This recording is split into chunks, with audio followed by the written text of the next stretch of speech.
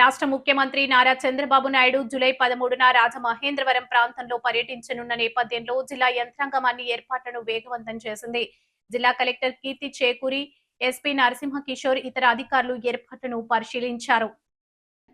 ఈ మేరకు జిల్లా కలెక్టర్ కీర్తి చేకూరి ఆధ్వర్యంలో జిల్లా ఉన్నత స్థాయి అధికారులు బృందం శుక్రవారం సాయంత్రం వేమగిరి హైవే, వేమగిరి హైస్కూల్ ప్రాంగణం, హెలీప్యాడ్ ప్రాంతం, ధవళేశ్వరం బ్యారేజ్ పరిసరాలు, సభా ప్రాంగణం, పార్కింగ్ ప్రాంతాలు, అధికారులు, ప్రజాప్రతినిధులు, మీడియా ప్రతినిధుల కోసం ఏర్పాటు చేస్తున్న వసతులను క్షేత్రస్థాయిలో పరిశీలించారు.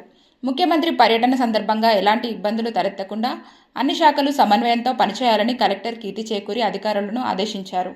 హెలీప్యాడ్ ఏర్పాట్లు, వేదిక నిర్మాణం, బారికేడింగ్, ట్రాఫిక్ నియంత్రణ, పార్కింగ్, తాగునీరు, విద్యుత్, పరిశుద్ధ్యం, వైద్య సేవలు, అగ్నిమాపక ఏర్పాట్లు, అత్యవసర స్పందన బృందాల సిద్ధతపై సంబంధిత శాఖలకు స్పష్టమైన సూచనలు చేశారు.